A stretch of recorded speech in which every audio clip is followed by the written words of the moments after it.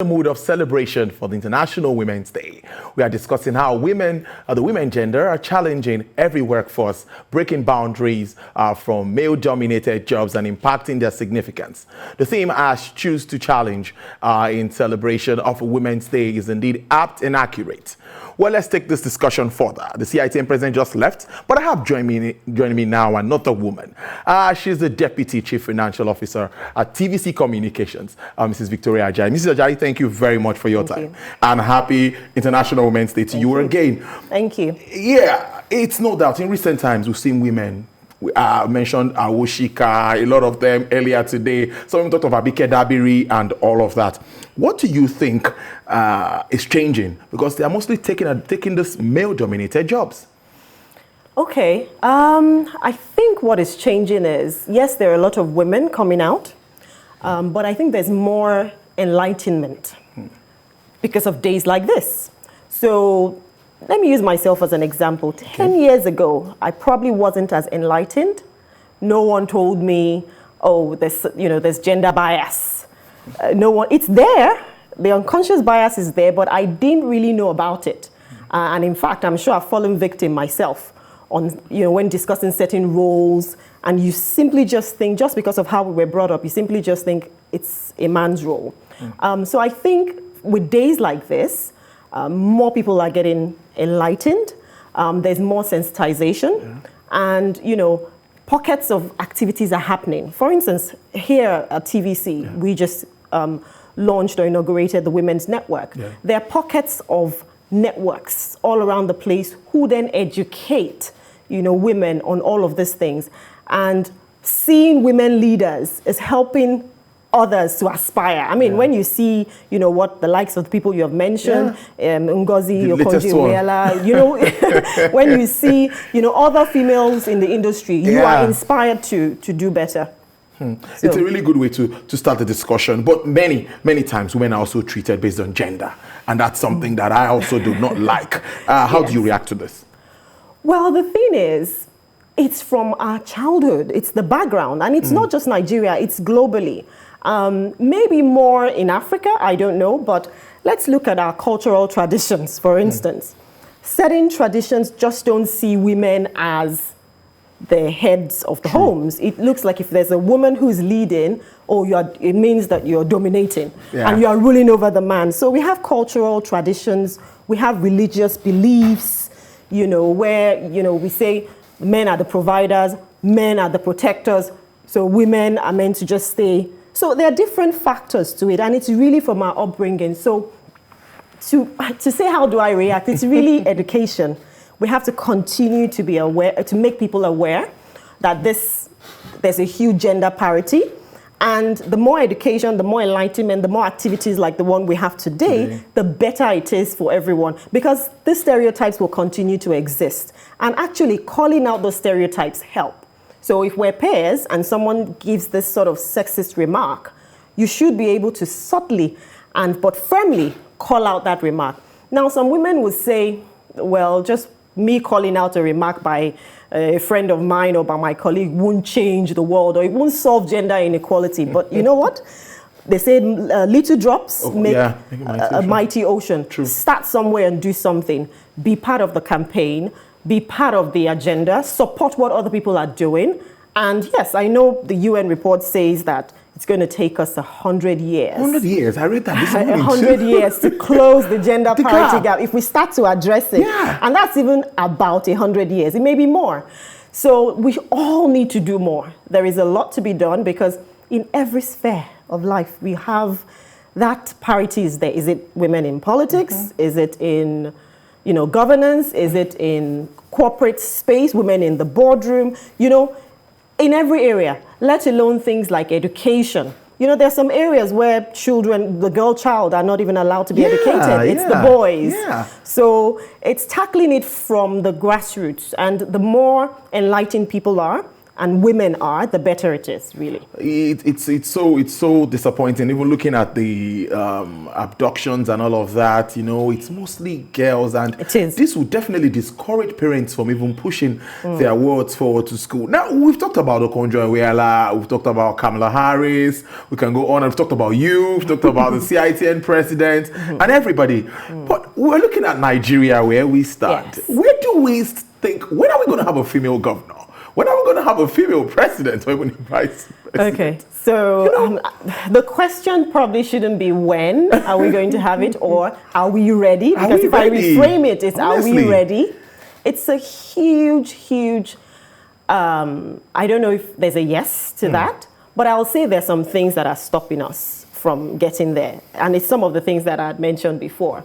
How do you close that gap with cultural traditions that have existed many years? How do you change the way men or boys, how they objectify women? How do you begin to change, that stereotype that, okay, the women belong to a certain area, or women are meant to be homekeepers only, and just, they're not meant to aspire to do certain things. If women in Nigeria, if we bring it home here, there is already a statistic in terms of financial literacy. So women are not as empowered financially. How can they even, education-wise, the education of the girl child, we're lacking. There are lots of issues like female genital mutilation. There are lots of things that we're dealing with, right? But if we then take it away from those sort of social issues and we move it to, okay, do we have credible women? Do we have qualified women? Do we have experienced women and skilled women? I believe we do.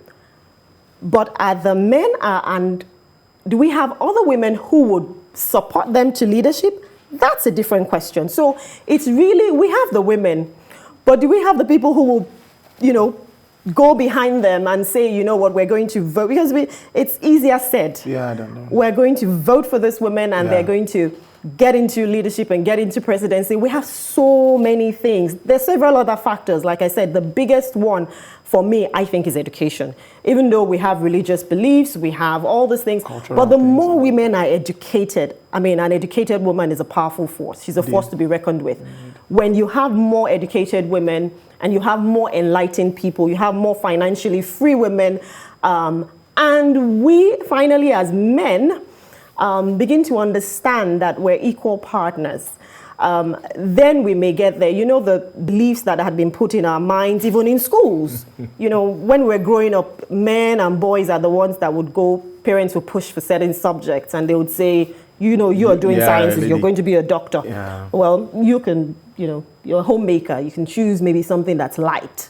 So it's from childhood, really from the school, from the home to the school, from the school to peers, and then even in the workplace. Workplaces, and then aside workplaces, even in social gatherings. For instance, I watched the movie recently, actually, called Suffragette. Okay. I hadn't seen that movie before, but it actually changed my thinking. I encourage a lot of women to watch it. It's a movie set in the early 20th century. Wow. And it told us about the struggle of women in Britain then, on how this woman there fought for women to vote. Till date, there are some countries where women cannot vote. Hope you know that. And recently, certain countries only just allowed women to vote. To even start driving. Yes, there was to drive. So this is what I'm saying. There are lots of issues there. So if you're not even empowered to do that, how do you, and without education, how can women fight? Not really fight, but how do you protest? How do you stand up for what you, when you're not, the massive population are not educated? So I think there are just a lot of factors. So it's not an easy question to say we're ready or we're not ready. We have credible people. Oh no, there are too many. I don't want to begin to mention. There's so many women that are out there. But we can only continue to encourage people to, continue to support women. But aside women supporting each other, that we always say, the men need to support the women, but also the parents and the families and the society at large need to teach men to respect women, need to teach men not to objectify women, need to teach and continue to sensitize men that, look, we're equals. You know, this gender stereotypes or a position is meant to be, you know, you mentioned CEO and everybody thinks it's a man. It's a man. You know, or you mention, let me not even use CEO, a plumber, and you think it's a man. Yeah. I mean, if I call for a plumber now, you would automatically expect a man to walk through the door. So a technician and all of that in your house. So those are the sort of things that we have to deal with. But, you know, there's a lot of things to contend with. We can only continue to speak about it. We can only continue to challenge certain things. You can only continue to support it as it's been spoken about. But I'll encourage women to put themselves forward. Don't say, oh, the gap is so huge and the little I will do, or I'm going to try to run for this position, whether it's in government or anywhere, but I know that I may not get it, because put your best foot forward. Yeah, you know, put your best foot forward. And like they say, you can't have a seat at the table if you're not even in the door. Get in the door first. Get in the door first, then you now get the seat. That's true. Let's not touch on COVID-19 and what this has done on businesses. Women, really, we must confess, small businesses and all that we've seen. The effect on women, it's we can't just overemphasize that. What other role, even in frontline workers, we see a lot of women, caregivers, healthcare workers, and all of that. Yeah. What more do you think women can do as we adapt to this new normal? Okay, I think the change has happened. Yes, it has. We're already living it. We're living and breathing it. I think women should just, at this stage, especially businesses, women who either run businesses or are leaders in businesses, even those who aren't, who are home and caregivers, I think right now is the time to really develop agility and resilience, because this way of working has come to stay. It has. Right? Some children are still at home. They're still homeschooling or doing their school from home. And you have a lot of women who work. And I know people I've spoken to who, just the challenge, it's driving them crazy. So I would say for those who are having such a challenge, I think get help. I would say women should get help. Even in the businesses, I would say get help. Because if we think that we can do everything and try to be super women, it would affect our mental state. True. And really, once a woman's mental state is affected, the home is affected. The nation is affected, because you can't underestimate the contributions women make, socially, economically, in various ways, just because we have empathy, the way we communicate and the way we do. So all of these things affect businesses. Look at how the Nordic countries fared. There are 5 prime ministers in the Nordic countries, and they're doing brilliantly well. They had the best rates when it came to very low debt rates. The sickness rates there were very low. And guess what? The 5 Nordic countries have 5 female prime ministers. And they're doing brilliantly well. And one of them is the youngest ever, So you look at certain places and you think, okay, those are the sort of things we see, and it inspires us as women. But I would say we need to continue to be resilient and ability to adapt very, very quickly. We need to be agile. We need to be able to change very quickly. Okay, this is what is happening now. Let me use finance, for example. The women, they need to go, okay, there needs to be a change. We're going to reforecast. We're going to change our budgets. We're going to change our targets. You're not going to stick to the old way and say that's the way we're going to do it. So I think women need to continue to adapt and change. Because otherwise, if you don't change, the world just moves past ahead of you. Indeed. You've answered my next question already, talking about leadership in male-dominated jobs. You've highlighted that. But let's just wrap up on how do you view feminism? That's also something that we talked about earlier today. I don't know if you like, but I like your view on that, particularly in the workplace. What do you make of it? Okay. I would say, I think feminism, to me, now, I'm going to make it myself. It's really about understanding and being aware of your rights as a woman, you just being as a woman, being an equal to other people. You shouldn't see yourself as someone of lower strata. And it's about ensuring you speak up and challenging certain biases. there's some biases that are very subtle. And so people think when you hear the word feminism, it's about activism, it's about fighting, it's not really about that. It's being aware. You even have to be, you have to have that self-actualization. You have to understand that, okay, the reason I'm doing this is because I'm aware of my being as a woman. I'm a powerful being, but I'm as equal as, as a woman, I'm equal to the man. I'm not lower. Therefore, whatever, if it's in pay, if I'm going for a job, if a man is to be offered a certain amount as a CEO, I should be offered the same.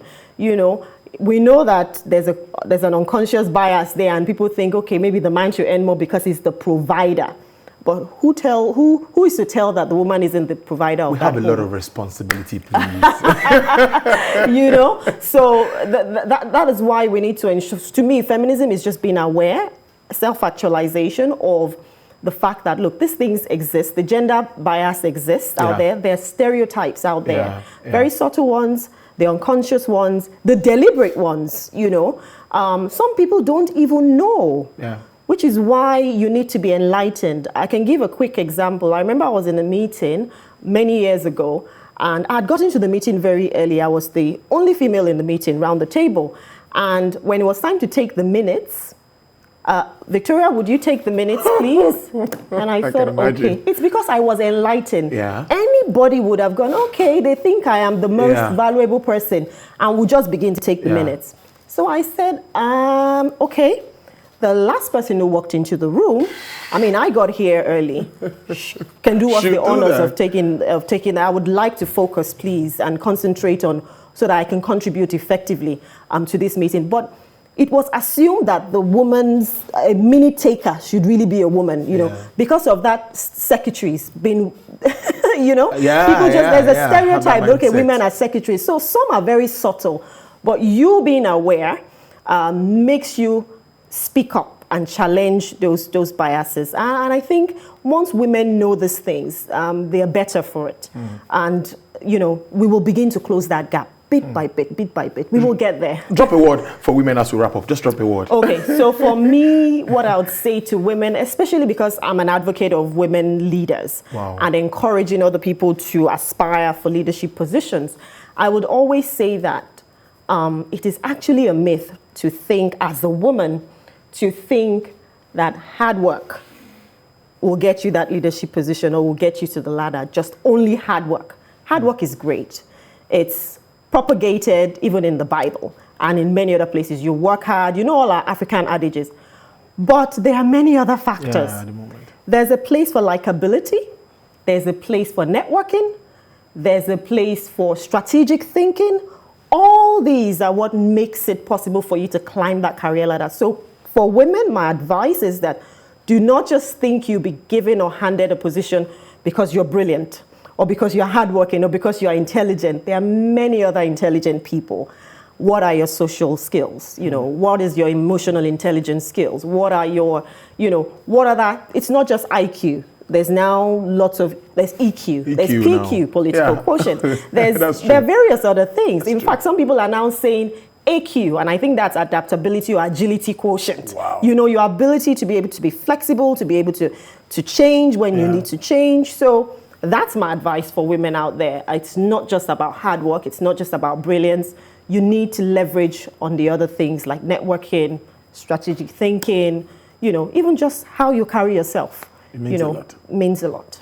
Thank you very much for your time. I must appreciate you for this. Deputy Chief Financial Officer, TVC Communications, Mrs. Victoria Ajayi. Happy celebrations to you again. Thank you. All